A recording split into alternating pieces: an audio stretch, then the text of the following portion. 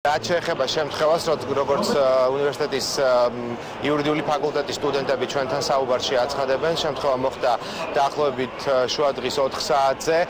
გოგონამ საკუთარ შეყვარებულთან იჩხუბა და მათივე ინფორმაციით ბიჭმა ის შიდა კიბის მესამე სართულიდან გადმოაგდო. ამასვე ადასტურებს უნივერსიტეტის დაცვის სამსახურის ხელმძღვანელი ჩვენთან საუბარში და ის აცხადებს, რომ ეჭმიტანილი ბიჭი, რომლის სახელსა და გვარსაც ჩვენ შეგნებულად არ ვასახელებთ, შემთხვევის ადგილიდან სწორედ უნივერსიტეტის დაცვამ აიყვანა.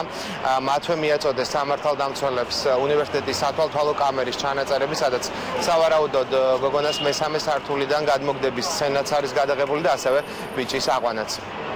ეს უსაფრთხოების სამსახურმა ინციდენტში ეჭმიტანილი პირი დააკავა და გადასცა პოლიციას, ასევე პოლიციისადმი გადაცემულია ყველა ის შესაძლო მტკიცებულება, რაც ამ საქმის გამოძიებას და გახსნას დაეხმარება.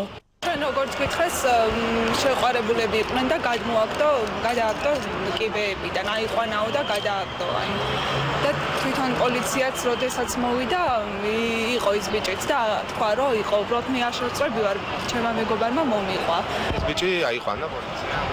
ალბათ აიყვანდა, იმიტომ რომ როდესაც პოლიცია მოვიდა, ის ბიჭის ადგილზე დახვდაო და უთხრაო, რომ გადავაგდეო და მიზეზსაც გეტყვით, რატო გადავაგდეო და ზუსტად არ ვიცი. როგორი იყო ამ გოგონას მდგომარეობა?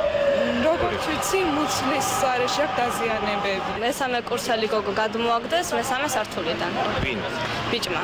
შეყვარებული? არ ვიცი, ნამდვილად დეტალები არ ვიცი. კამათი ჰქონდათ იჩხუბეს თუ რა მოხდა?